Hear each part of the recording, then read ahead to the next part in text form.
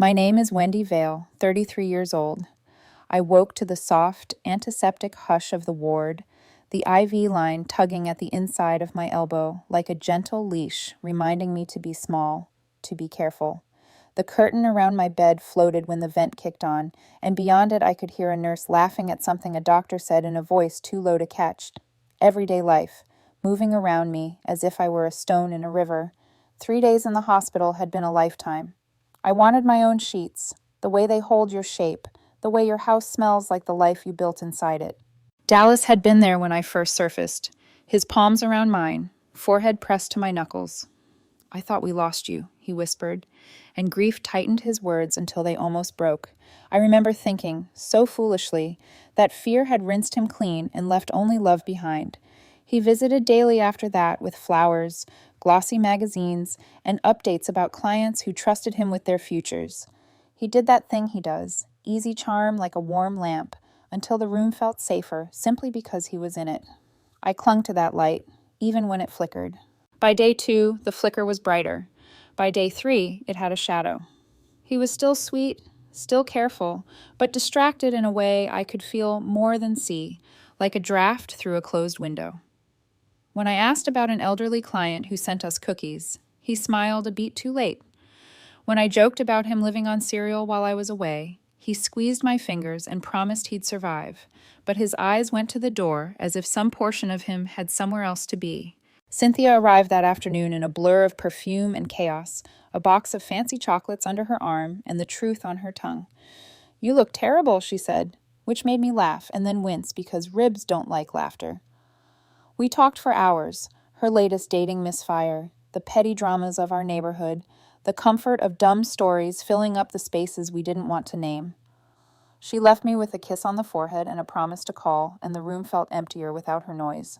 That night, when the monitors quieted and the corridor dimmed, I phoned Dallas to tell him I might be discharged early. Voicemail. Again. Voicemail. He forgets to charge, I told myself. He leaves his phone on mute. He takes long showers. I lined up sensible explanations like dominoes and refused to breathe on them. Morning brought Dr. Patel and the magic words. "You can go home. No driving, no heavy lifting. Take it slow." I said yes to all of it just to get out. A taxi ferried me through streets I knew by heart, the trees rinsed clean by last night's rain, the front lawns trimmed into good behavior. Our two-story with the blue shutters waited like a photograph of a life that used to fit me perfectly. Dallas's car wasn't in the drive. Fine. Work. People still need advice at 10 a.m. I told the driver I could manage my bag because I hate looking frail in front of strangers, and climbed the porch steps with caution disguised as poise. The key slid in like muscle memory. The lock answered with a sleepy click. I breathed in and paused. Vanilla. Not the sharp kind that smells like cake mix, but a rounded, expensive version that put a gloss over the air. And beneath it, something floral I didn't own. I prefer clean scents, eucalyptus, lavender, the occasional pine candle in December. This was glamorous and deliberate. My hospital bag thumped to the entry rug, sounding louder than it should. The house was warmer, not temperature warm. Lived in warm, like a room you just left and planned to come back to. Voices reached me from upstairs, softened by walls and comfort by a laugh I did not know. A woman's laugh, light, bell clear, and then Dallas's answer, lower, a rumble I knew better than my own heartbeat.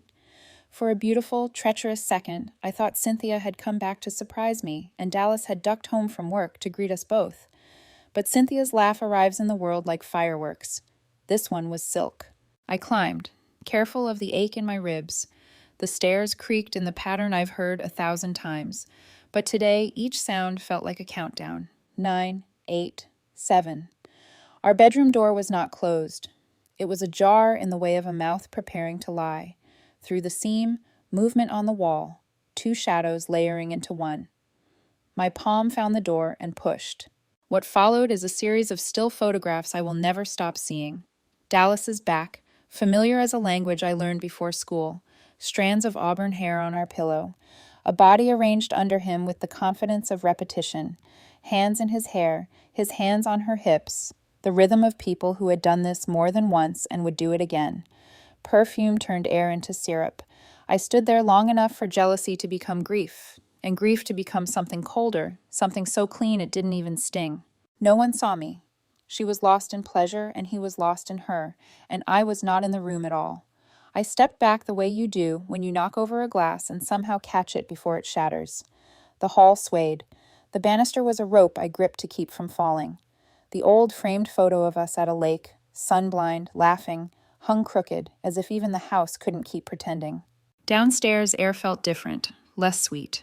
I slipped outside and sat on the curb as if I'd come out to watch an ordinary afternoon in an ordinary neighborhood where Mrs. Jenkins waters impatiens like they are holy, and the kid next door practices the same 4 notes on a trumpet until mercy should arrive. My body shook like I was cold, though the sun warmed my face.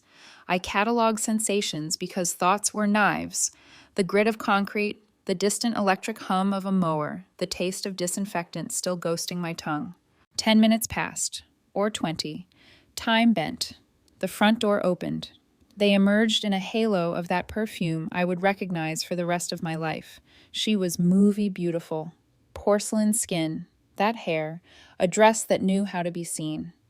She kissed him on our porch with a confidence I envied for a breath and loathed for the rest. He looked happy in a way I had not managed to make him in months. The observation lodged like a splinter.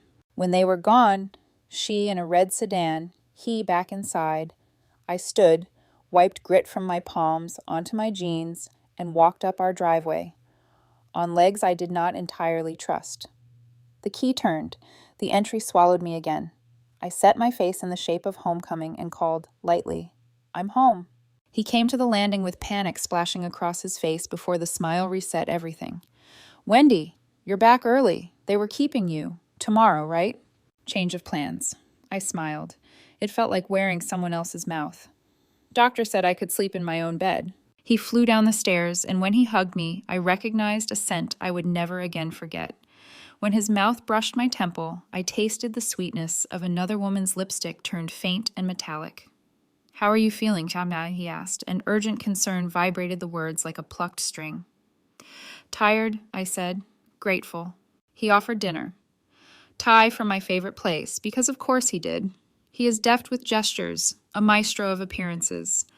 I nodded, and he busied himself with menus as if they were shields.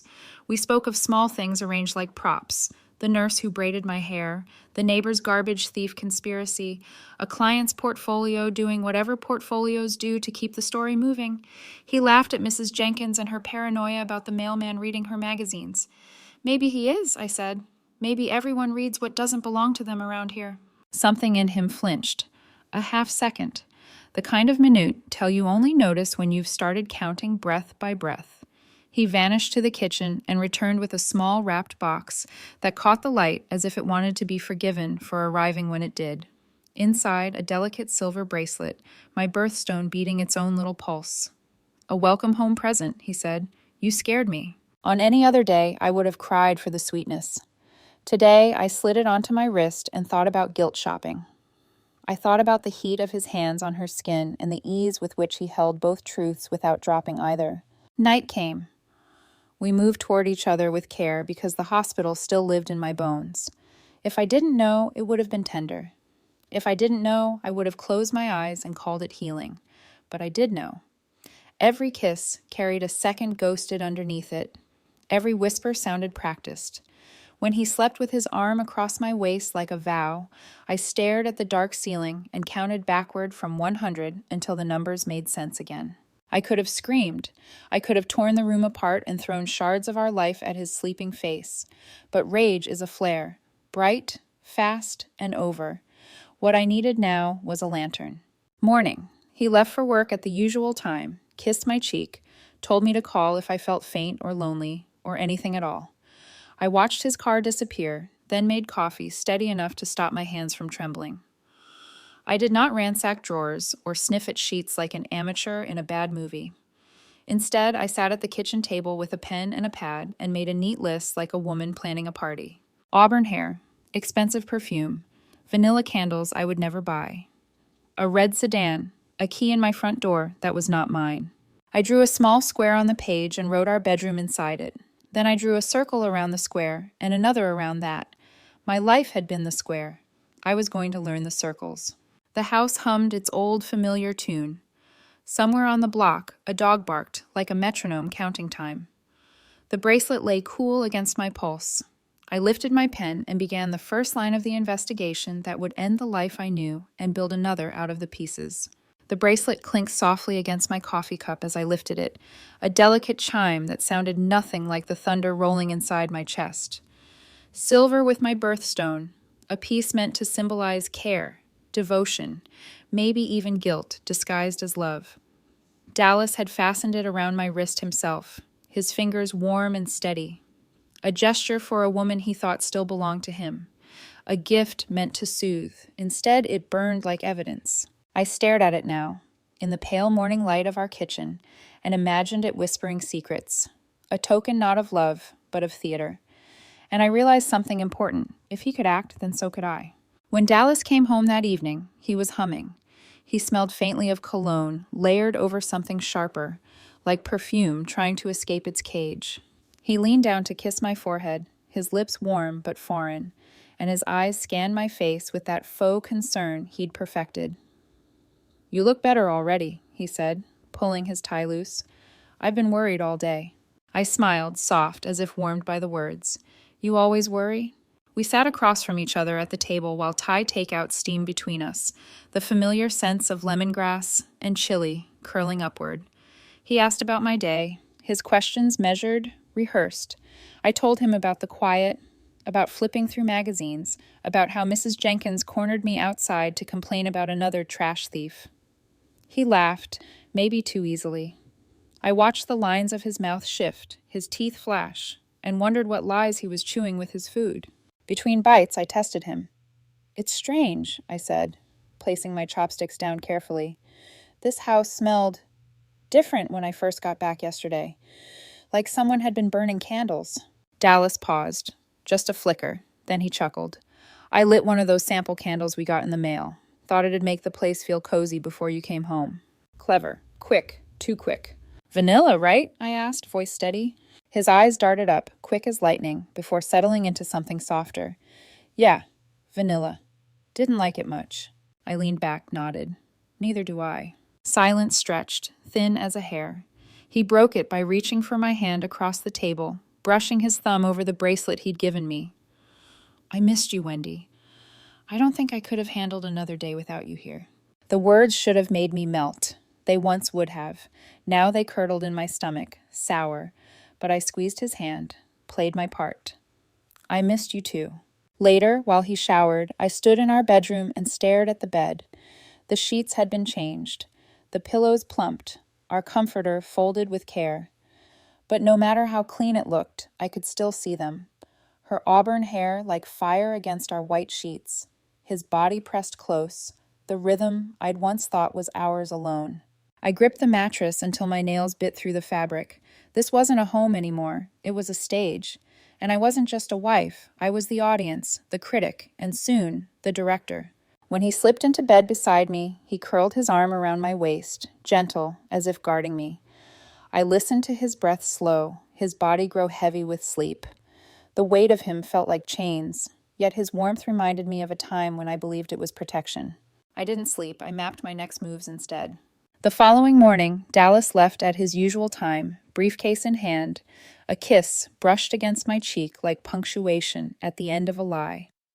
I waited for the sound of his car to fade before moving. My steps were deliberate, my body sore but fueled by something sharper than pain. I went to his office, the small one tucked off the living room, where he handled client files, investment portfolios, and secrets he thought I'd never touch.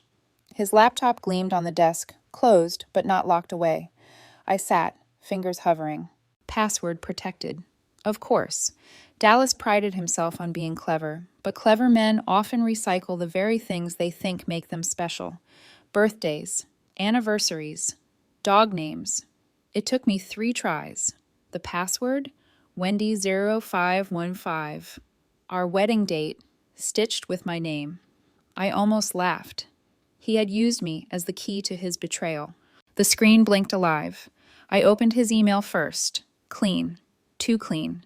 deleted threads, nothing unusual in the inbox. But when I clicked his browser history, my breath caught.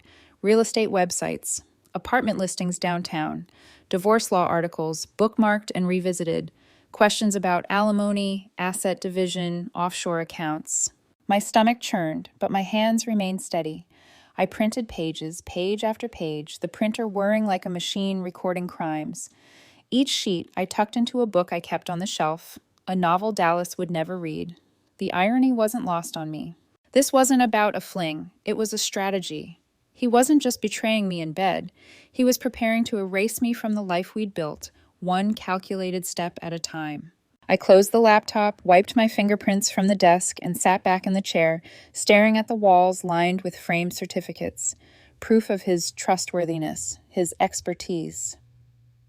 I wondered how many of his clients would still call him reliable if they knew what I had just uncovered. The bracelet glimmered on my wrist, catching the desk lamp's light. I twisted it until it dug into my skin, reminding me, this wasn't grief anymore. This was evidence. By the time Dallas came home that evening, I was sitting on the couch with a book open, a glass of wine in my hand, and a smile that looked convincing enough to fool a man who wanted to be fooled. He leaned down to kiss me, and I let him, cataloging every detail. The faint smell of her perfume clinging to his shirt, the way his eyes flickered when I asked if his day had been busy. "Oh, he said lightly, kicking off his shoes. "Just the usual clients, nothing exciting." Nothing exciting. My husband was plotting to divorce me, steal what we'd built, and run into another woman's arms. And yet he sat beside me, feet up on the coffee table, like nothing in the world had changed. But everything had. Because I knew. And knowledge was no longer a burden, it was a weapon. The morning after my quiet discovery in his office, the world seemed unnervingly normal. The neighborhood kids shrieked as they waited for the school bus, a dog barked 2 houses down, and the mail carrier trudged past our driveway. Everything was familiar, yet none of it belonged to me anymore. My life had been cracked open, and the pieces still looked the same on the outside, but inside they had shifted into something unrecognizable. I poured myself coffee, the bitter scent filling the kitchen, and laid out the printed papers I'd hidden the night before. Dallas's browser history, divorce law searches, apartment listings, all laid in a neat row across the table like cards in a cruel game. My eyes kept returning to the same phrase on one of the pages, adultery and alimony consequences. The words stared back at me, heavy with implication. So not only was he sleeping with someone else, he was preparing the legal terrain to ensure he walked away untouched. He wanted the upper hand. He wanted me erased. I traced my finger along the rim of my coffee mug and whispered aloud to the empty kitchen, "Not yet, Dallas. Not yet." When he came home that evening, he was flush with charm. He spun stories about a client's retirement fund, about how proud he was that I was healing quickly. He asked if I'd rested. He even rubbed my shoulders with the tenderness of a man who might still deserve the title of husband. I smiled and leaned into the touch, but every muscle in my body went rigid beneath his hands. His tenderness was nothing more than camouflage. That night, when his breathing slowed beside me, I stared at the ceiling fan, slicing the darkness into fragments, and thought, I need to know who she is. The next day, I made my move. Dallas left for work, briefcase in hand, a kiss on my temple like punctuation at the end of his deception. I gave it 5 minutes, then walked back into his office. The laptop's glow lit my face again, cold and unforgiving. This time, I went deeper. His main email account had been scrubbed, but when I dug into his calendar, I noticed odd blank spaces. Dallas was meticulous about scheduling client meetings, meticulous to the point of obsession. Empty gaps of 3, sometimes 4 hours, didn't fit. I opened the desk drawers, receipts tucked into folders, papers stacked with accountant-like precision. And then, tucked beneath a pile of tax documents, a handwritten note folded small. Victoria, 5th Street, 2 p.m., don't forget. My throat tightened. A name, a time, a place. The kind of slip men make when they're arrogant enough to believe their secrets are safe. Victoria. I folded the note back and placed it exactly as I'd found it. Then I opened his desk calendar and circled the time slot. If he thought he could erase me from his life, I would write myself back into the margins. At 1 o'clock, I parked 2 blocks away from 5th Street, ribs aching from the walk, but determination steadying me.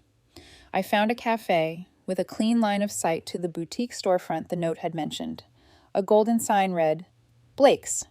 Expensive clothing draped elegantly in the window, mannequins styled in outfits meant to intimidate with their price tags. And there she was. The woman I'd glimpsed only as auburn hair tangled in my sheets now stood under the boutique's awning, radiant even in the ordinary light of day.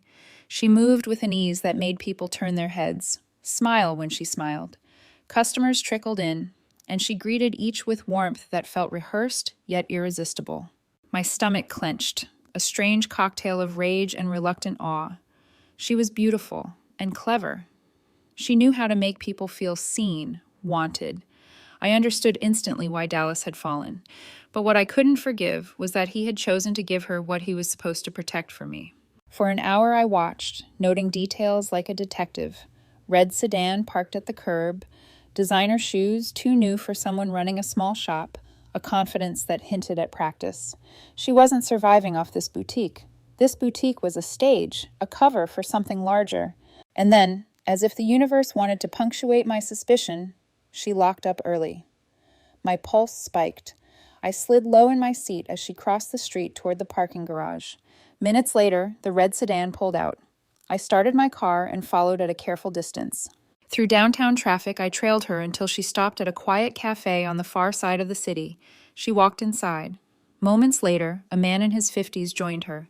Expensive suit, thinning gray hair, confidence in every step.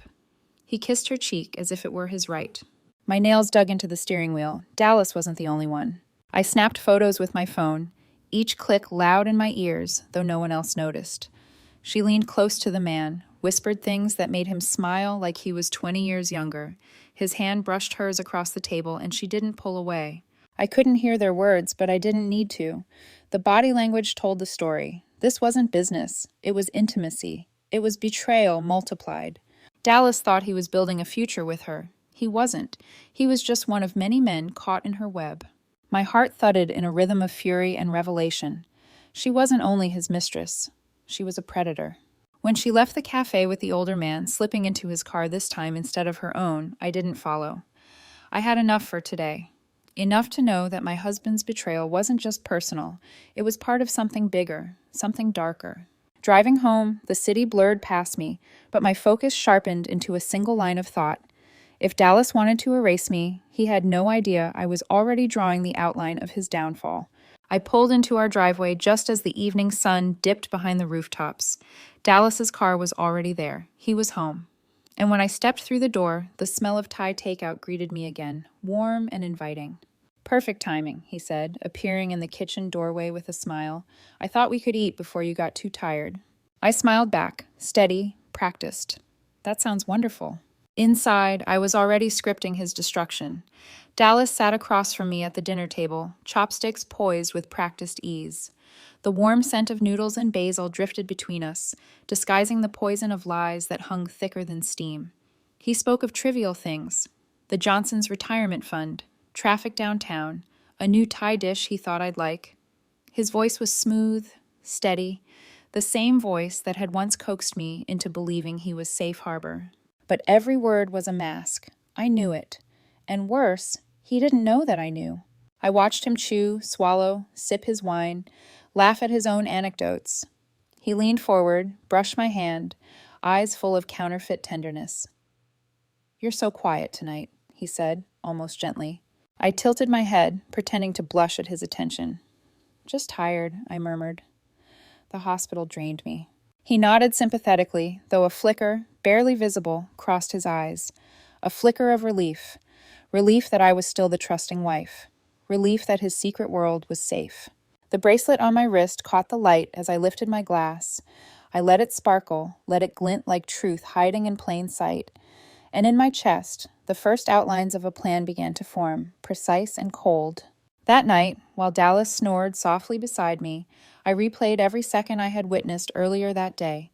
The auburn-haired woman, her boutique, her smile aimed like a weapon at every customer, and then the older man whose hand lingered too long on hers. I remembered the way she laughed at him, the same way she must have laughed upstairs in my bed, and bile burned the back of my throat. She wasn't a secret fling. She was deliberate, calculated. She knew exactly what she was doing. The next morning, I feigned a headache to keep Dallas from hovering. He kissed my forehead with that same mix of charm and guilt, whispered for me to rest, and left with his briefcase. The sound of his car fading down the street was the permission I needed. I dressed quickly, dark jeans, a plain sweater, and drove downtown. I parked across from the boutique, slid on sunglasses, and waited. Through the broad windows, I watched her in her natural habitat. She floated through her shop like a queen surveying her kingdom, arranging scarves with delicate fingers, leaning close to customers, laughing just enough to make them feel special. Each person who entered seemed to leave lighter in spirit and lighter in wallet. She was beautiful, yes, but it was more than that. She had presence, confidence that bordered on performance. I wondered how many men she had already trained to orbit her glow. I sat in my car for hours, taking notes like a student cramming for an exam. Patterns emerged. She checked her phone often, her lips curving into secretive smiles before she slipped it back into her pocket.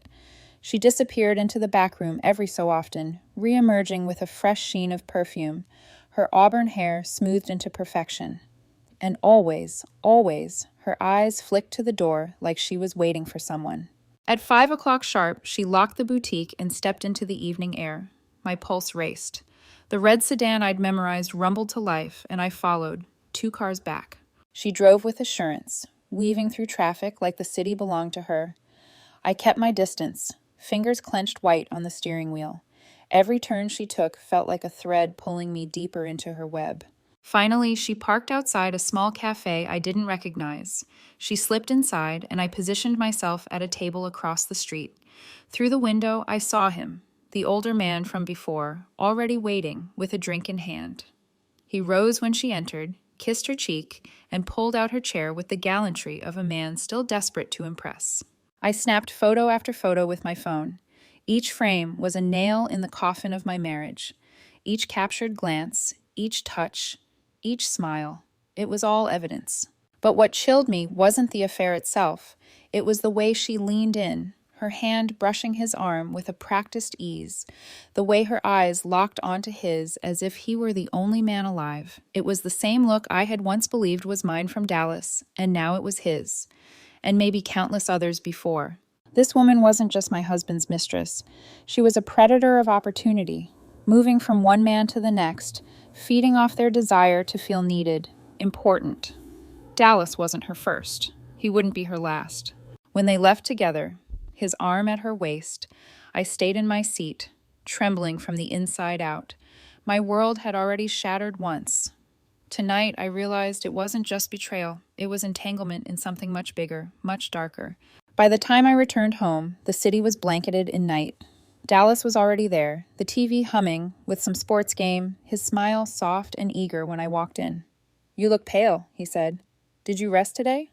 I nodded, my lips stretching into something that resembled a smile. "I did. Just tired again." He rose, kissed the top of my head, and offered to make tea. I let him. I sat at the table where I'd spread his printed lies, and I stared at his back as he fussed with the kettle. The truth was clear now. My husband was not just a cheater. He was prey, and the woman he thought was his future was nothing more than a wolf circling both of us. As the kettle whistled and Dallas poured the steaming water, my decision hardened. I wasn't just going to survive this. I wasn't going to let them take everything I'd built. I was going to watch. I was going to learn. And then, when the time was right, I was going to strike. The next morning, sunlight spilled through the blinds, striping the bedroom in gold. Dallas stirred beside me, stretched, and kissed my shoulder as though we were still the couple we used to be. His touch was tender, but to me, it felt like an intrusion, an actor forgetting his lines mid-play. I murmured a sleepy, "Good morning," all the while planning my next move. After he left, briefcase in hand and lips pressed to my temple, I lingered at the window, watching his car shrink down the street. My reflection in the glass didn't look like me anymore. My eyes were sharper, harder. This wasn't grief softening into acceptance. This was rage sharpening into purpose. I needed to know more. Not just her name, not just her boutique, but the full truth of what kind of woman could weave a man like Dallas into her tapestry. So I dressed in neutral tones, tied my hair back, and returned to Blake's boutique. The bell over the door chimed as I slipped inside. The air was thick with that same expensive perfume, floral, intoxicating, invasive. Clothes hung like works of art, arranged with such care it made you believe they mattered. Behind the counter, she was radiant. Victoria Blake, her auburn hair gleamed under the soft lights, and her smile spread like a practiced spell across her face. "Welcome," she said warmly, unaware that I was the shadow of her sins. I nodded, pretending to browse through silk blouses and dresses that cost more than a month's mortgage. Each thread I touched was another reminder of the money fueling her lifestyle, money siphoned from my marriage, maybe even from Dallas's clients. A pair of young women entered, giggling, and Victoria swooped in to charm them. I watched closely. She complimented their choices, laughed with just the right volume, brushed their arms lightly as she led them to the mirror. It wasn't just selling, it was seduction. She sold the idea of being seen, of being adored. I stepped back outside before she could notice me staring too long. Through the glass, I saw her take a call, her smile faltering for a flicker, then returning brighter than ever, a mask repaired in seconds. That evening, I followed her again. This time, she drove not to the cafe, but to a high-end restaurant where men in suits held open doors and women in diamonds clinked glasses. I parked across the street, heart hammering. Through the tall windows, I saw him, the same older man. His posture radiated wealth and entitlement, his suit tailored with surgical precision. He stood when she arrived, kissed her cheek, and placed his hand on the small of her back as if to announce possession. They dined together for over an hour, leaning close, their heads nearly touching. I watched, unseen, documenting every stolen glance and lingering touch. And when he kissed her hand before she left, I knew with absolute certainty Dallas was not her only mark. This wasn't an affair. This was a scheme. Back home, I locked myself in the bathroom, sat on the cool tile floor, and scrolled through the photos I'd taken. Victoria's smile tilted toward one man, then another. Dallas's world wasn't just crumbling under betrayal. He was entangled in a web spun by a woman who lived on deception. When I finally emerged, Dallas was on the couch, remote in hand, a picture of domestic calm. "Hey," he said softly.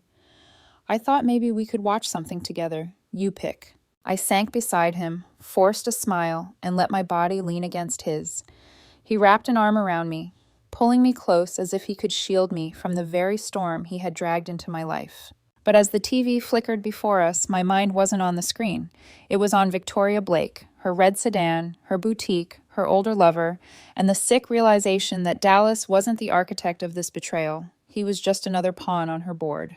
And I decided then, if she thought she could play this game unchecked, she had no idea who she had invited to the table. Friday night, the house was unnervingly quiet. Dallas had packed a small suitcase earlier that afternoon, claiming he was driving to a conference 2 hours away. He kissed me goodbye, his lips soft against my forehead, and promised to call once he checked into his hotel. He didn't know that I already knew, that his conference was nothing but camouflage, another carefully chosen lie to buy him a weekend of stolen hours. As his taillights disappeared down the street, I felt the stillness in the air shift. The stage was mine now. An hour later, headlights swept across the driveway. Cynthia's car. She stepped out carrying a bottle of wine and the kind of nervous energy that buzzed in her voice before she even spoke. "Are you sure about this?" she asked as I pulled her inside. I nodded, locking the door behind us. "If I want answers, I need to see what's on his work computer. I can't risk him erasing everything here." She set the wine on the counter with a thud. "Breaking into your husband's office isn't exactly legal." "It's not breaking in if I have a key card," I replied, pulling the small piece of plastic from my wallet. Dallas had given it to me years ago in case of emergencies. He never imagined I'd define emergency this way. Cynthia stared at me for a long moment, then sighed. "Fine. But if we get caught, you're explaining it to the cops." The drive downtown was silent, except for the low hum of the engine and the pounding of my heart. We parked in the nearly empty garage beneath Dallas's office building, the fluorescent lights above buzzing faintly. My palms were damp as I slid the keycard into the reader. A soft beep, then the lock clicked open. Inside, the building was dark, the air heavy with the scent of dust and carpet cleaner. Cynthia trailed close behind as I led us to Dallas's suite. Griffin Financial Services. His name glimmered in gold letters across frosted glass, a cruel reminder of the trust people placed in him. "Ready?" I whispered. "No," she muttered, "but let's do it anyway."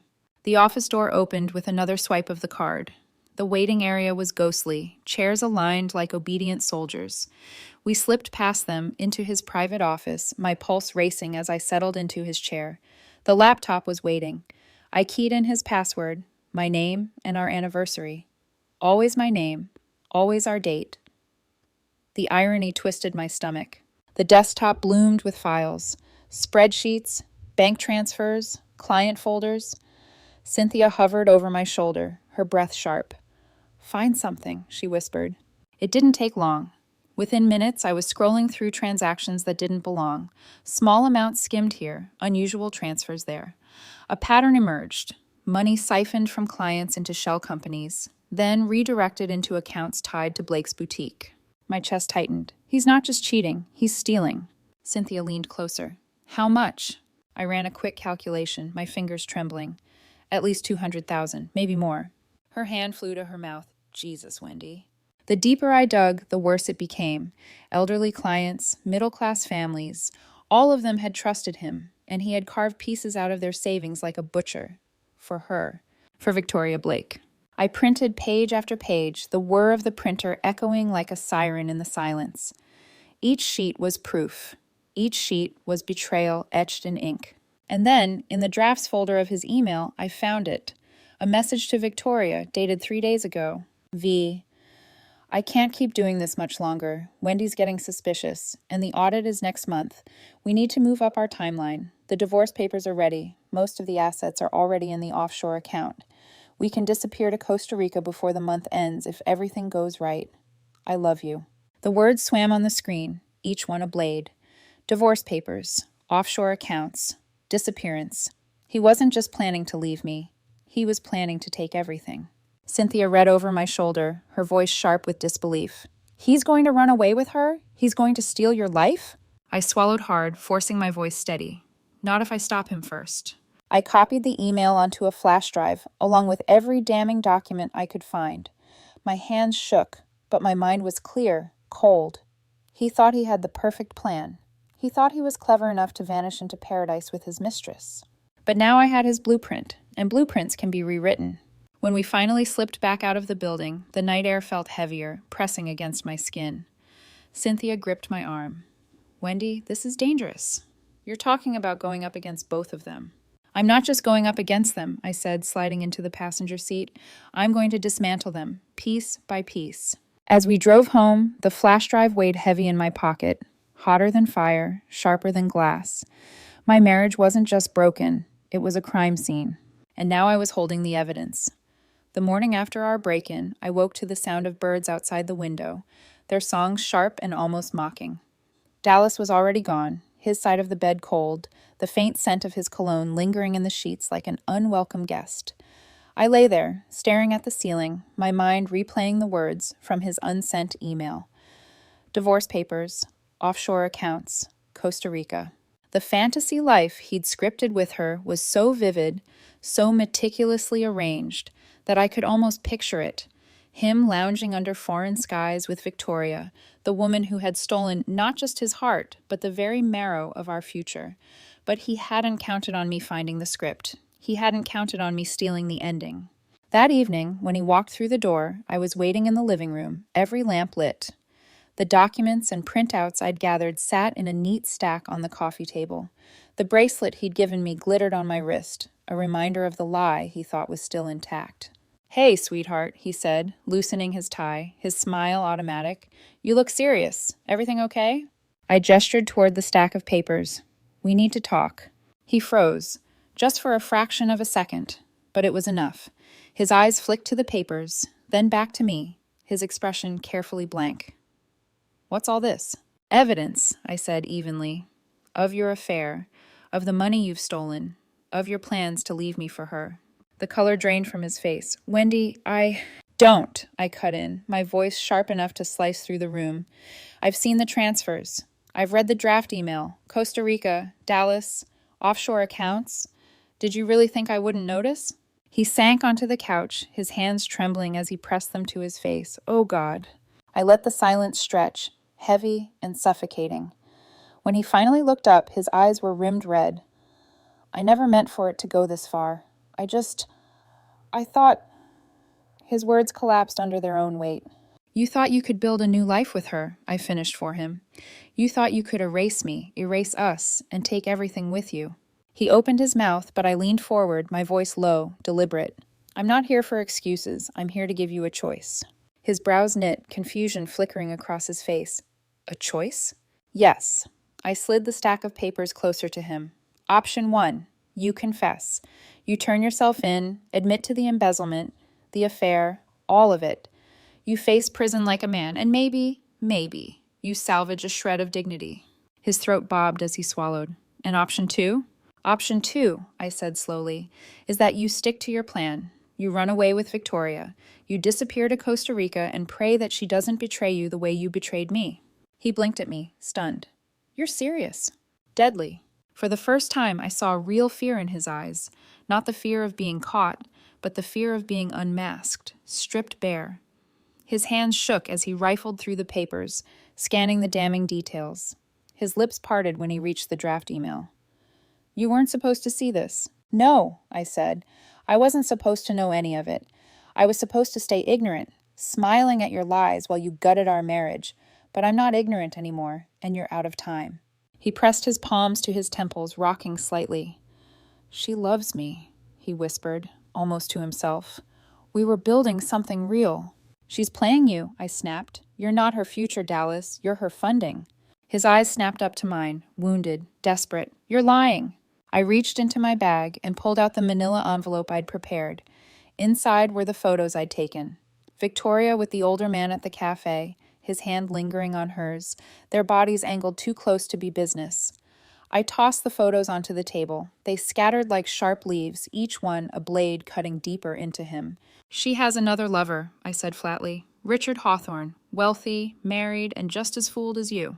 Dallas stared at the photos, his face cycling through disbelief, anger, grief, and finally a hollow kind of recognition.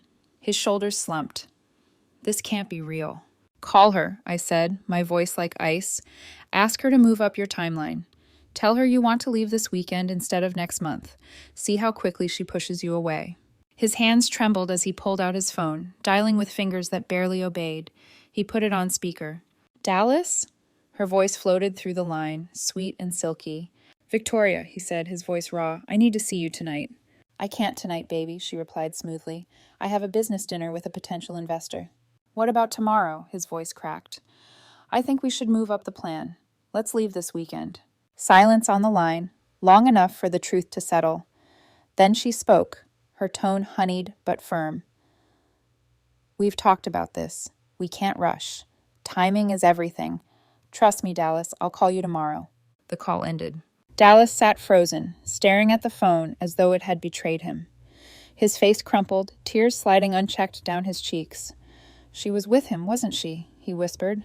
Thursday nights are her regular date with Richard, I said. You've never been special to her. You were just convenient. He collapsed against the couch, sobs breaking free. For a moment, I almost pitied him, the man I had once loved reduced to this shaking, broken figure. But pity was dangerous. Pity softened the edge I needed to keep. When his crying slowed, he looked up at me with eyes hollowed by ruin. What do you want from me, Wendy? I already told you, I said coldly. Prison or Costa Rica. Confess or run. Either way, you're gone. Our marriage is finished. His lips parted, but no words came. I stood, grabbed my bag, and walked toward the door. His voice followed me, cracked and desperate. Wendy, wait, please. I loved you. I turned back, my hand on the knob. No, I said softly. You loved yourself. And she was just another reflection. Then I left him there, surrounded by the wreckage of his own lies, with nothing but two choices, both of which meant losing me forever. The next morning, the house was still. Dallas hadn't come to bed. I found him asleep on the couch, a blanket tangled around his legs, the manila envelope of photographs still scattered across the coffee table like a deck of cursed cards. His face was swollen from crying, his chest rising and falling with uneven breaths. For a moment I stood there, studying him. The man who had once been my anchor now looked like driftwood, useless, broken, carried by a tide he could no longer control.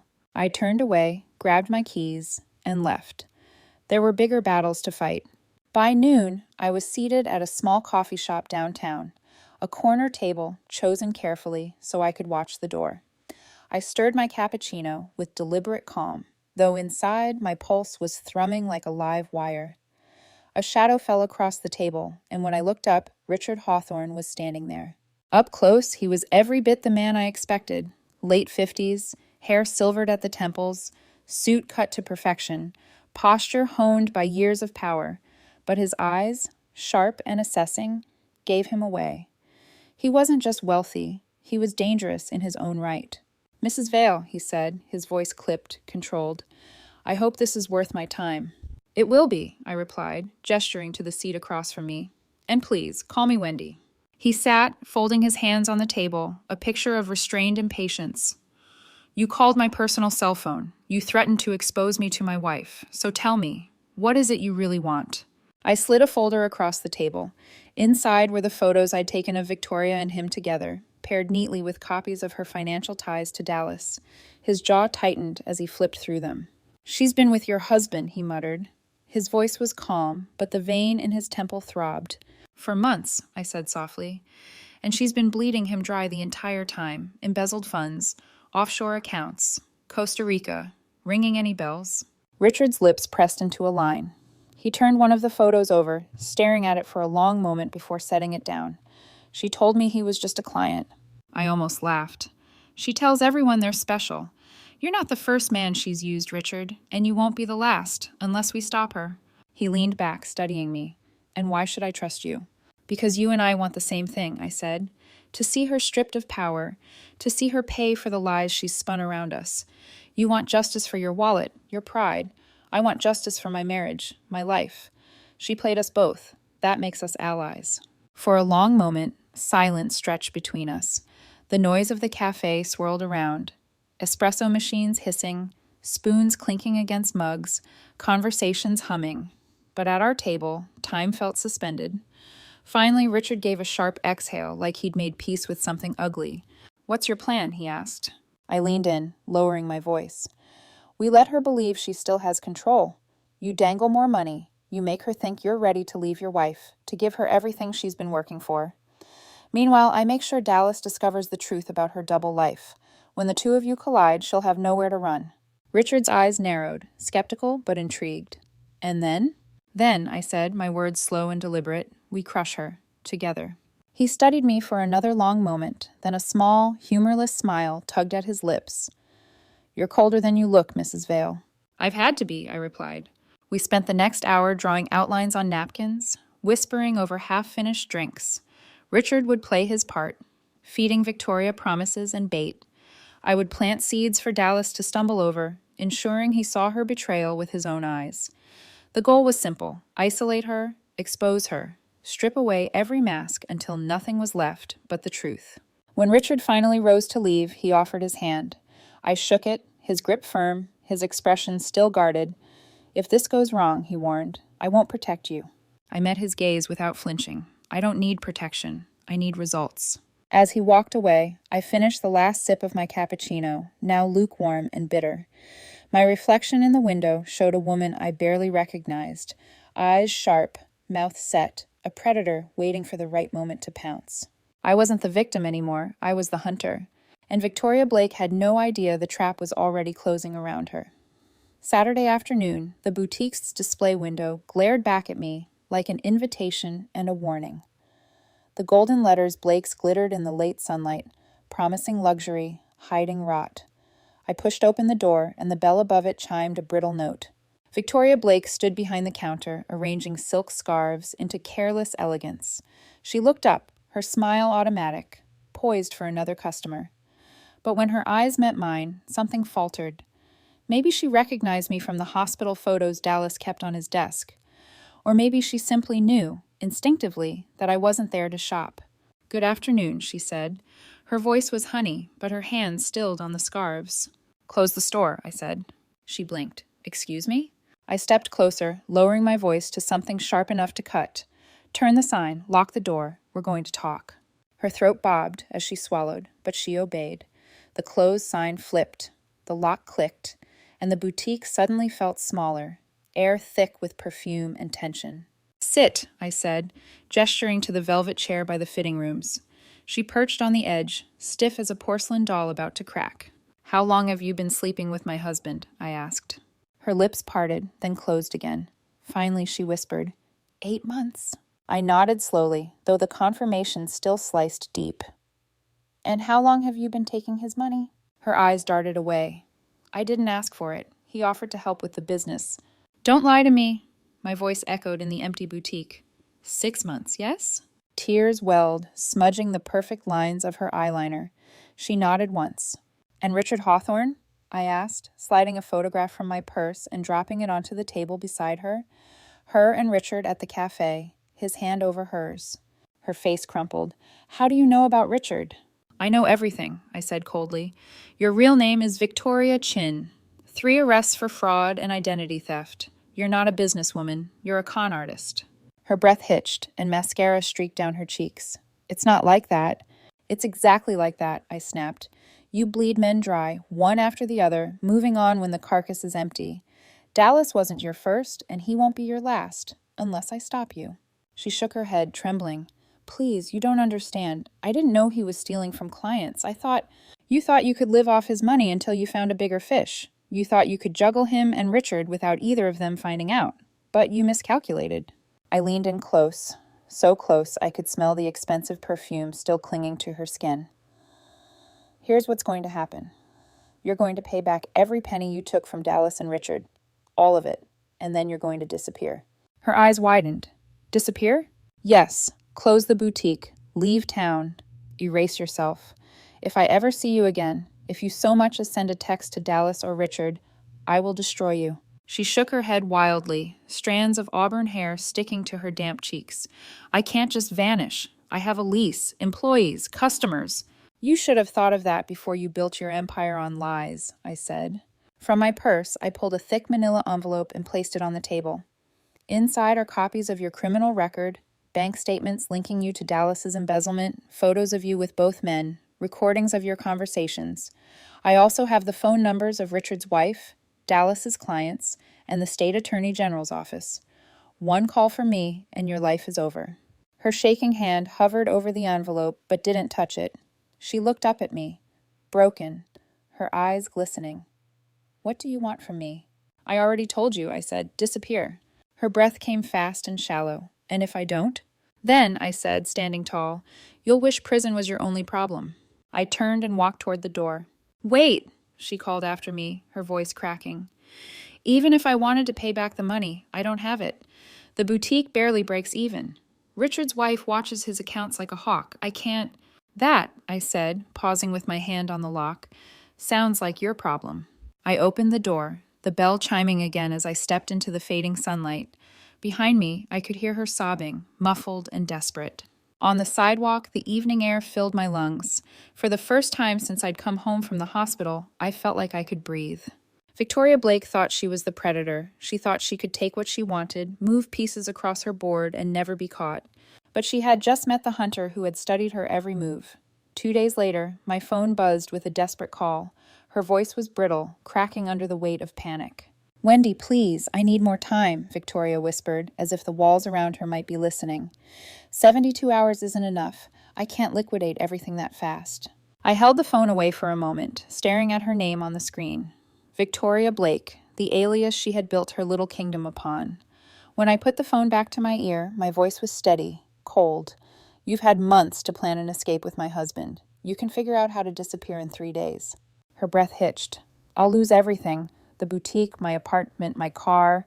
"You mean you'll lose everything you bought with stolen money?" I cut in. "And that's not loss, Victoria. That's justice." A sob cracked through the line. "There has to be another way, please. Maybe a payment plan or something." "The only plan I care about," I said, "is the one where you're gone." I hung up before she could reply, the dial tone humming like satisfaction. But even as I set the phone down, I knew this wasn't enough. She would fight. She would scheme. Con artists don't stop conning. They adapt. And if I wanted to finish this, I had to pull the ground out from under her entirely. That evening, I scrolled through the photos and documents on my laptop, Richard with his hand curled around hers, financial transfers from Dallas's clients to shell companies, copies of her criminal record under the name Victoria Chin, enough evidence to bury her a dozen times over. And yet I wanted more than evidence. I wanted inevitability. So I dialed a number I had looked up the night before, Detective Lisa Rodriguez, Financial Crimes Unit. Her reputation was clear in every news article I'd read. Relentless, smart, and incorruptible. She answered on the third ring, her tone brisk. Rodriguez. Detective, my name is Wendy Vale. My husband was the advisor arrested for embezzlement last week. Dallas Vale. There was a pause, a soft shift in her voice. Yes, I remember. What can I do for you, Mrs. Vale? I have information about someone tied to his crimes, I said. A woman named Victoria Blake, or legally, Victoria Chin. I laid out enough to hook her. Victoria's boutique, her relationship with Dallas, her history of fraud. I didn't mention Richard. That was my secret weapon. But I painted Victoria as a co-conspirator, one already planning her next escape.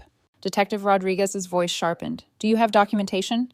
Plenty, I said, and I believe she'll try to flee within the next 2 days. We'll look into it, she promised. Thank you for bringing this forward. I hung up, my hand trembling slightly with the rush of power. For the first time, I wasn't just reacting, I was orchestrating. The next morning, I parked across the street from the boutique. A bright store closing sale banner hung in the window, letters screaming desperation. Inside, Victoria moved frantically, marking down prices, stuffing merchandise into boxes. She was unraveling, exactly as I intended. At noon, a sleek Mercedes pulled up. Richard Hawthorne stepped out, his suit immaculate, his face unreadable.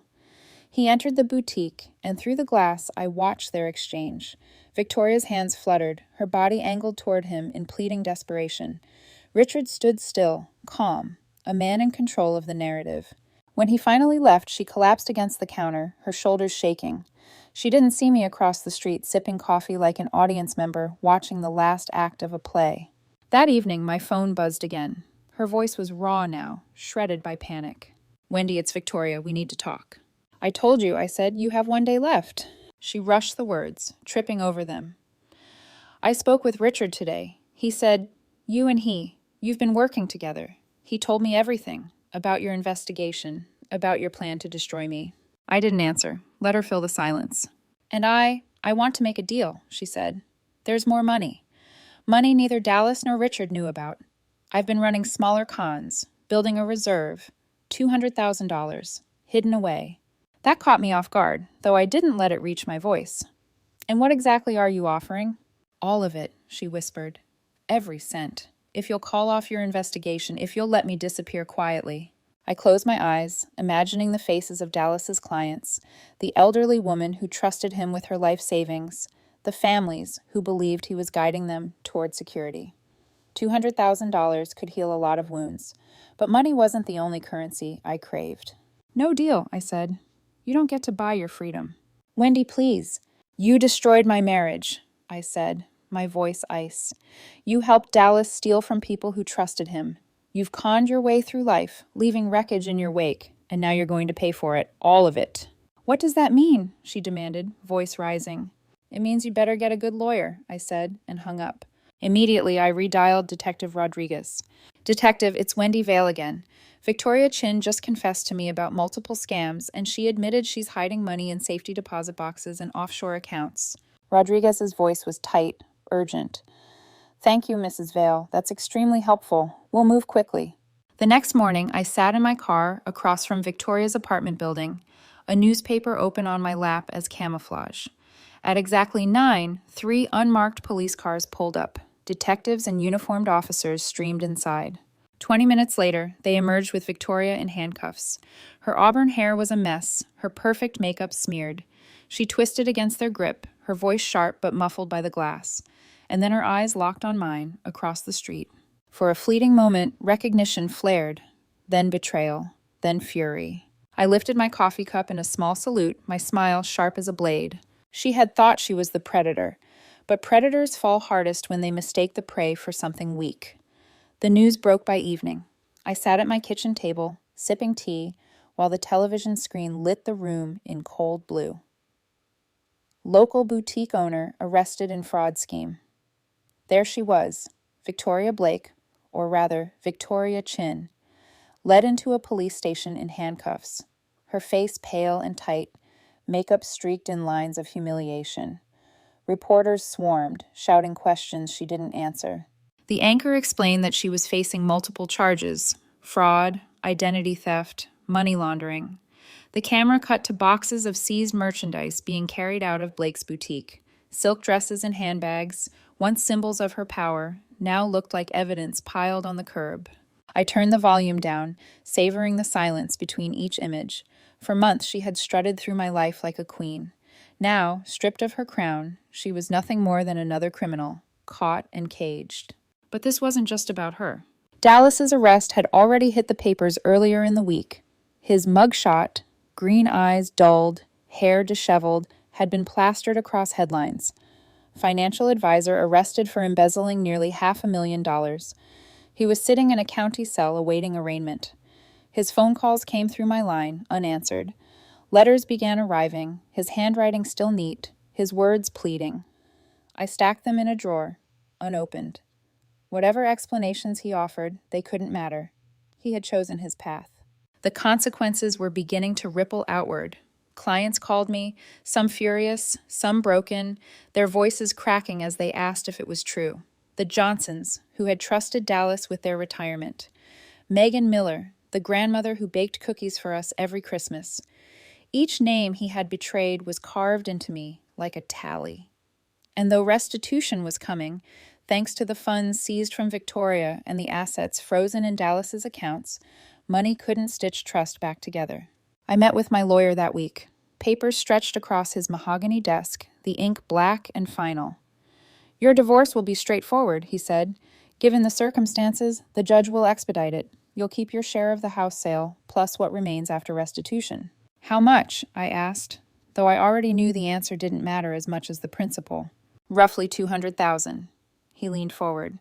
"That's a clean start, Wendy. Not everyone in your position is so fortunate." Fortunate. The word felt strange, almost mocking. But he was right. I could leave. I could rebuild. That night, I walked through the house one last time. Our wedding photo still hung on the hallway wall. Dallas in his crisp suit, me in my gown, both of us grinning with the blind certainty of youth.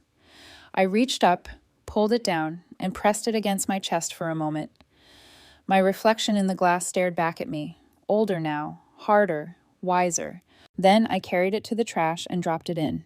Cynthia arrived with boxes the next morning. "Seattle?" she asked, raising an eyebrow as we packed books into cardboard.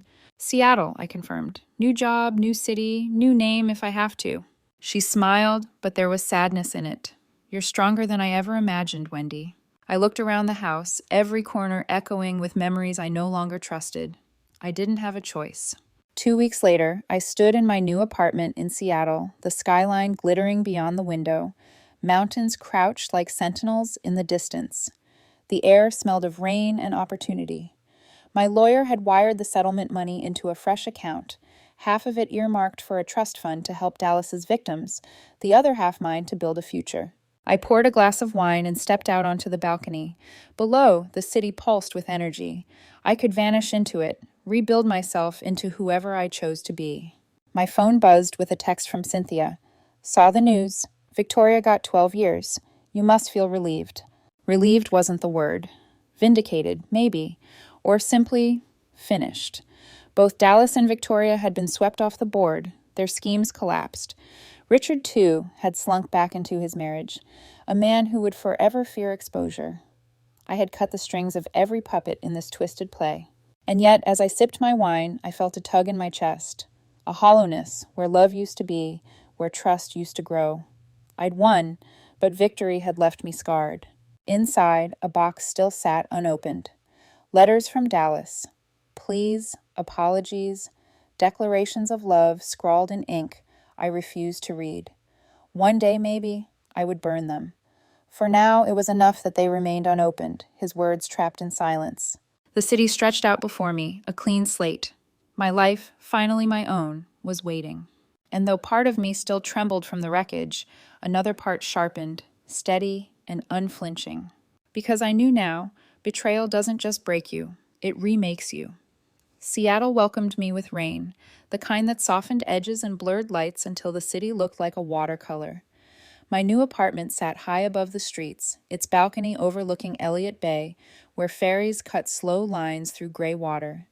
At night, I'd step outside with a glass of wine and let the damp wind thread through my hair, whispering promises of a clean slate. For weeks, I pretended to believe in that slate.